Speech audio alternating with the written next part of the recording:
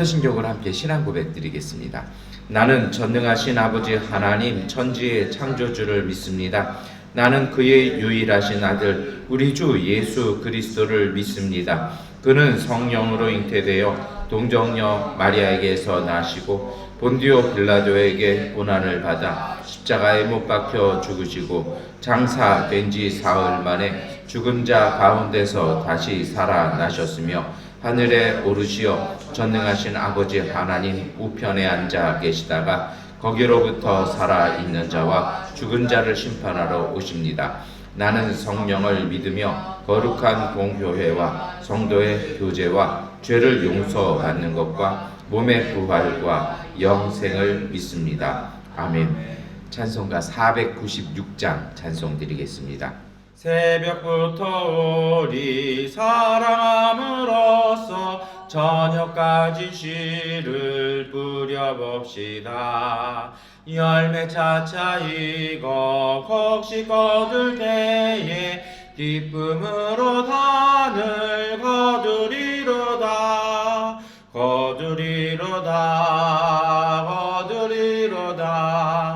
기쁨으로 단을 거두리로다.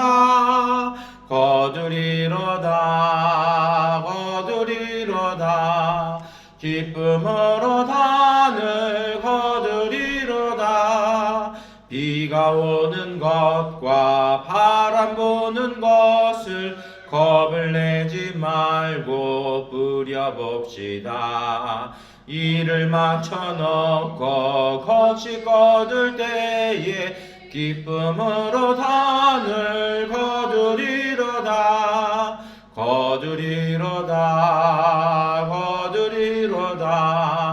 기쁨으로 단을 거두리로다.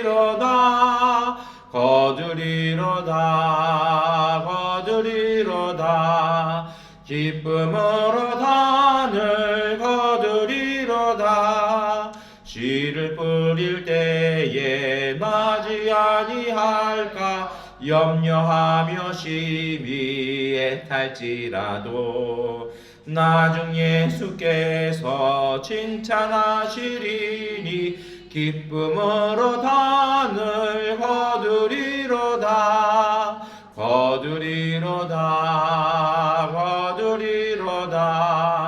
기쁨으로 단을 거두리로다.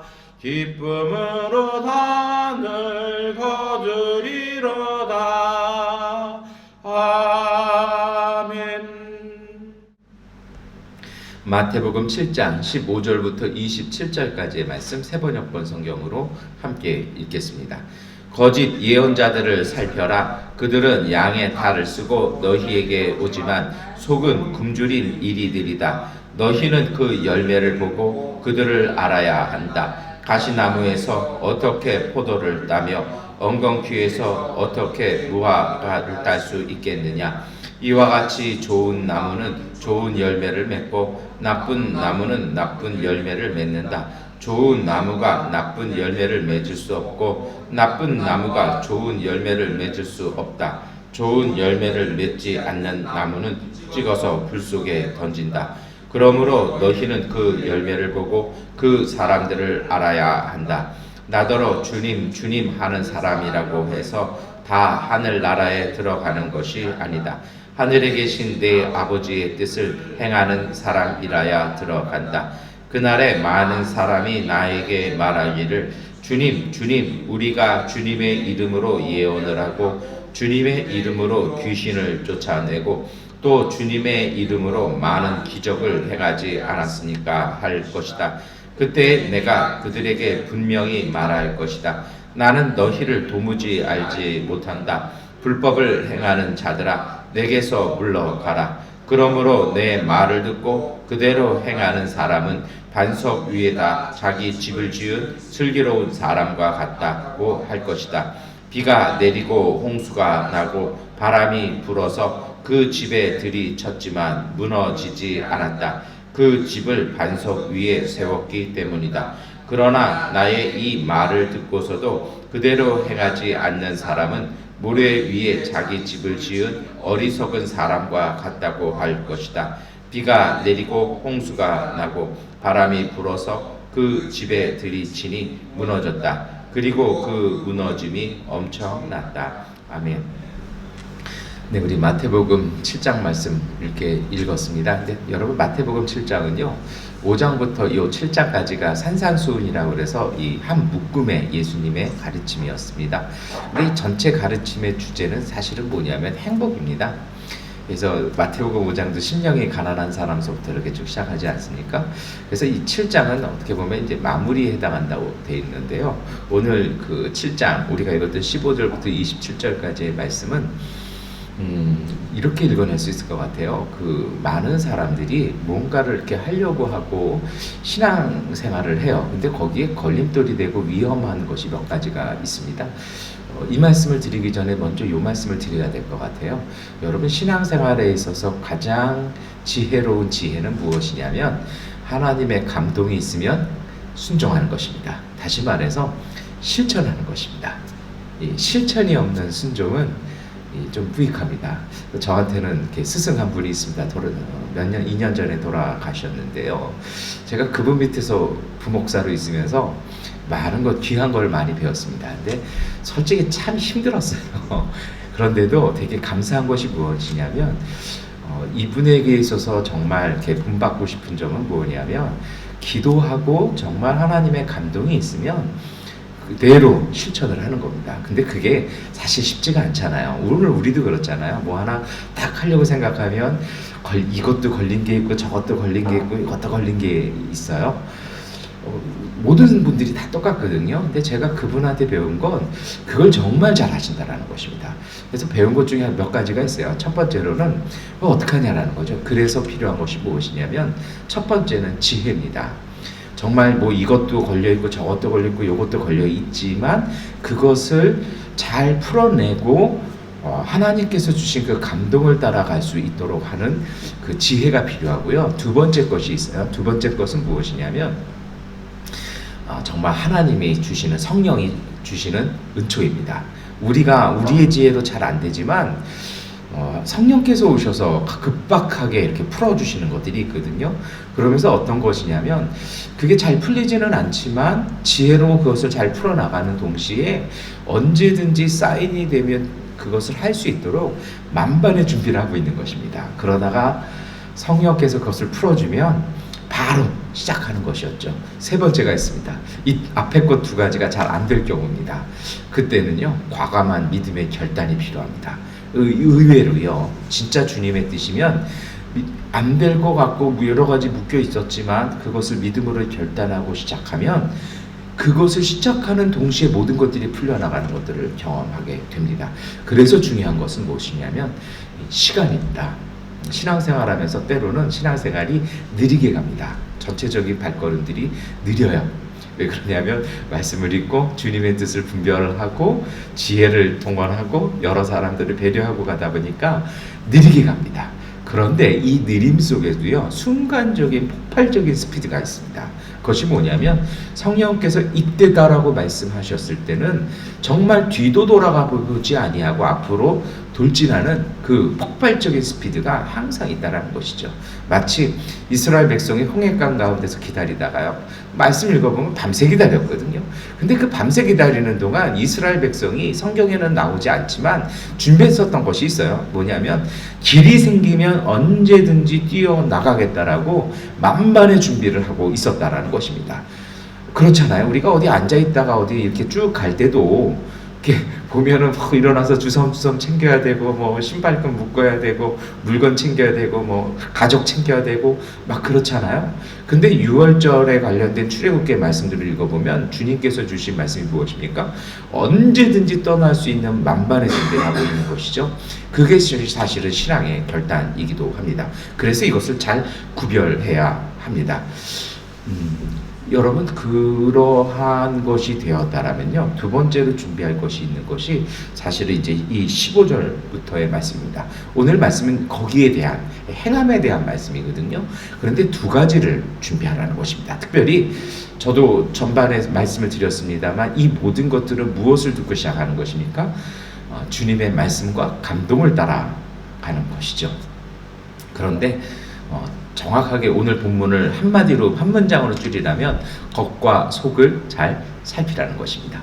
이 15절부터 말씀 보니까 속이 첫 번째는 속인데요. 이 15절부터 보니까 거짓 예언자들이 양의 탈을 쓰고 온 이리떼라는 것이죠. 그래서 그들이 하는 말은 다 절묘하게 맞아요.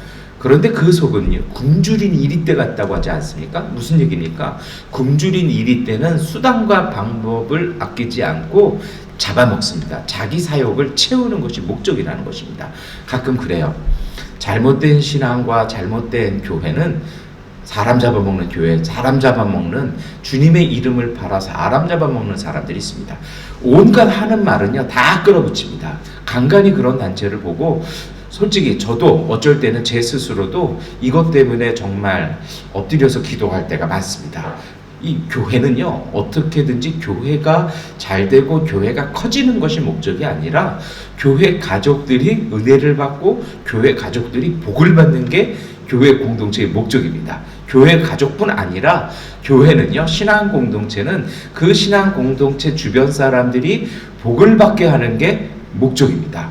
그런데요, 가끔 이 사탄이 들어와서 유혹을 하기 시작하면 어떻게 되냐면 마치 교회를 크게 하고 교회를 건축을 하고 교회 성도 수를 늘려놓고 이것이 복음의 목적이라고 생각할 때가 많습니다. 이것이 하나님의 영광이라고 생각할 때가 많아요.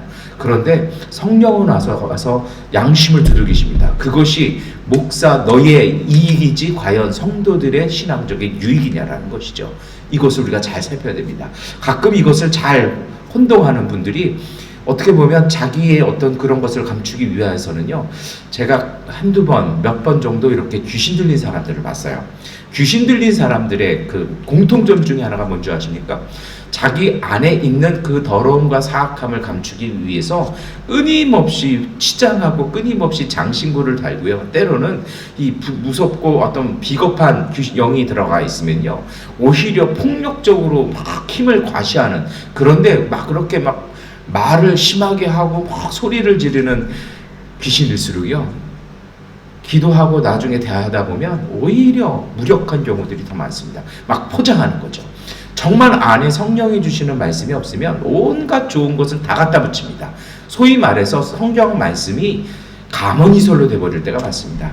어제 제 선배가 무슨 일에 조금 이렇게 기분이 상했는지 페이스북에 아주 짧은 글 하나를 딱 썼는데 그게 제 마음에 와서 딱 꽂혔습니다. 뭐냐면 진리를 한갓 슬로건으로 악용하지 마십시오.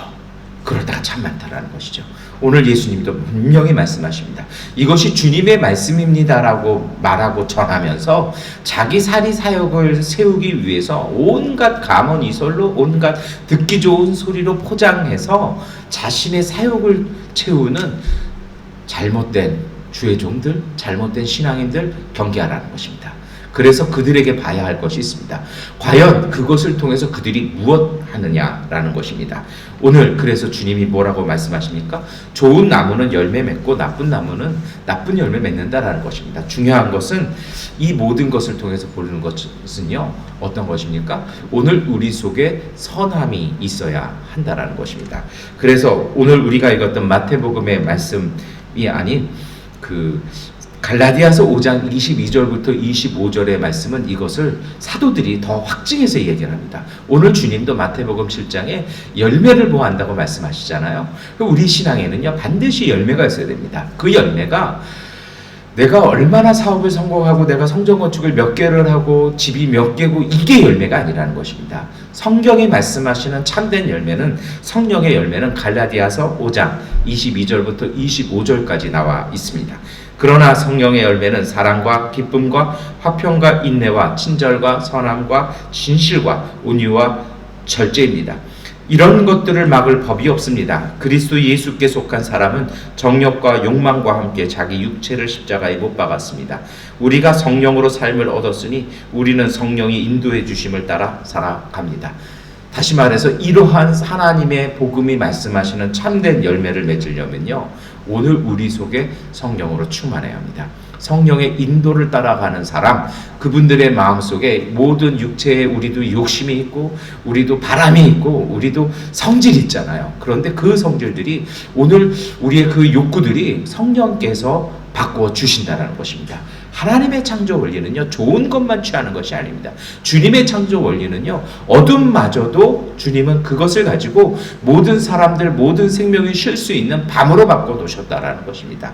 성령께서 오늘 우리 안에 오셔서 우리와 동행하시고 우리 안에 내주하시면 주님의 성령께서 그것을 바꾸어서 선한 열매들로 바꿔 내신다라는 것입니다.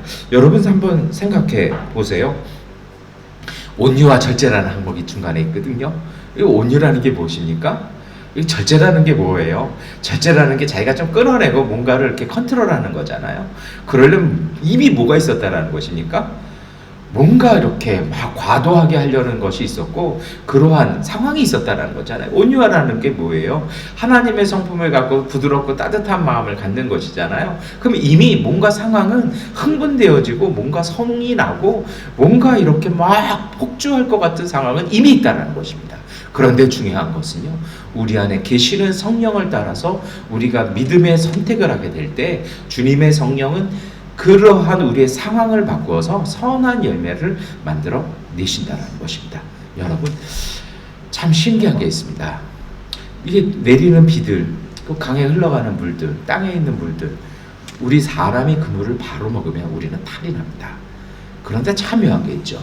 식물, 나무는 어떠한 물이든 먹으면 그것을 그 나쁜 물에서 좋은 열매와 그래도 생명을 이어간다라는 것입니다. 성령이 오늘 우리 안에서 이렇게 역사하시는 것입니다. 그래서 오늘 주님은 다시 말씀을 하십니다. 너희는 그 열매를 보고 그 사람들을 알아야 한다. 열매를 보면 그 안에 있는 것이 뭐냐는 거죠. 이 말씀을 가지고 다른 일을 평가하기 전에 오늘 우리는 우리 자신을 평가해야 할 것 같습니다. 내가 욕구에 집착해서 내 필요에 집착해서 내 기준에 집착해서 사는 것인지 아니면 이러한 열매들이 나오는 것인지, 이것은요 부단한 훈련이 필요합니다. 그래서 이것은요 훈련이 돼야 되고 이 훈련이 습관이 돼야 되고요, 이 습관이 성품이 돼야 되고 이 성품이 인격이 되는 것입니다. 여러분, 쉽지는 않아요. 그런데요 정말 참된 복음의 열매는요 우리가 그 선함을 품어내는 것입니다. 그 선함이 성격적인 사람이 아니라 무엇입니까? 성령이 우리를 이끌으신 대로, 때로 우리가 분노할 때 주님의 성령께서 아니다, 네가 그 분노를 쏟아버리라고 말씀하실 때 그 분노를 쏟아내기 위해서 때로는 좋은 것도 보고 때로는 운동도 하고 하면서 그것을 털어내고 그 속에 다시 새로운 선함으로 채워넣을 수 있는 순종이 필요합니다. 두 번째 말씀을 오늘 예수님은 다시 말씀합니다. 조금 전까지는 속이었다면 이제는 거칩니다. 21절부터 또 다른 분류가 나와요. 주님 주님이라고 부르는 따라다니는 사람이 다 천국에 들어갈 사람 아니라는 겁니다. 아버지의 뜻을 행해야 된다는 것입니다. 그리고 22절부터 말씀하시잖아요. 그날에 많은 사람이 와서 주님, 제가 주님의 이름으로 귀신을 쫓아냈습니다. 제가 주님의 이름으로 예언했습니다. 또 주님의 이름으로 많은 기적을 행했습니다 하고 막 자랑한다는 겁니다. 그런데 그 사람들 중에 천국 갈 사람은 따로 있다는 것입니다. 왜 그렇습니까? 이 사람들은 겉은 유명해요.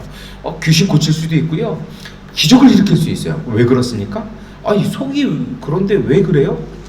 이유는 딱 한 가지입니다.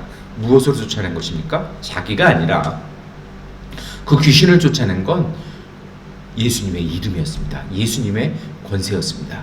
이 사람들 말 속에 벌써 이게 딱 담겨 있는 거예요. 내가 주님의 이름으로 귀신을 쫓아냈습니다. 그럼 쫓아낸 건 누가 한 것입니까? 예수님이 한 것입니다. 예수님의 권세가 한 것이죠. 그런데 이 말을 한다라는 건 뭐예요? 내가 주님의 이름으로 했으니까 결국 자기는 누가 했다고 보는 겁니까? 내가 했다라는 겁니다. 나는 세계적인 종입니다. 나는 위대한 예언자입니다. 나는 위대한 목사고 위대한 영적인 은사를 갖고 있습니다라고 막 지금 떠버린다는 것입니다. 참된 신앙이 아니라는 것이죠. 주님의 것은 주님에게, 그리고 참된 신앙의 완성은 겸손입니다. 오늘 예수님은 분명히 말씀하십니다. 나는 너희를 도무지 알지 못한다. 불법을 행하는 자들아. 왜요? 함부로 예수님의 이름을 도용한 것입니다. 예수님께서 행하신 것을요 자신이 한 것이라고 교묘하게 바꿔치는 사람들이라는 것입니다. 그리고 나서 오늘 예수님은 우리에게 다시 말씀하십니다. 그러면 우리가 무엇을 해야 될까요? 오늘 주님은 반석 비유를 얘기하시지 않습니까? 반석 위에다 집을 지으라는 것입니다. 반석 위에 집을 짓는다라는 것이 어떤 것입니까? 26절의 말씀처럼요, 주님의 말씀을 듣고서 그대로 행하는 사람이라는 것입니다. 오늘 우리의 이 본문은 다시 원점으로 돌아왔습니다. 정말 중요한 것이 있습니다. 하나님께서 말씀하시고 주님의 말씀과 성령께서 우리에게 감동을 주셨다라면, 그것이 선하고 옳은 것이라면, 그것이 성령의 이 9가지 열매에 부합되는 것이라면 순종하라는 것입니다. 어제 우리는 아브라함과 조카 롯의 이야기를 조금 살펴보았습니다. 마찬가지입니다. 아브라함도 힘들었을 것입니다. 여러분 생각을 해보세요. 그 수많은 양 때 자기에게 속한 사람들을 먹여야 되고 물을 마시우게 해야 되는데요, 뻔히 보이는 물을 포기했고 뻔히 보이는 풀밭을 포기했습니다. 가야 할 곳은요, 그 말 한마디 때문에, 그 조카 롯 때문에 가야 할 곳은 척박한 땅을 가야 했습니다. 아브라함의 삶이 쉽지는 않았을 것입니다.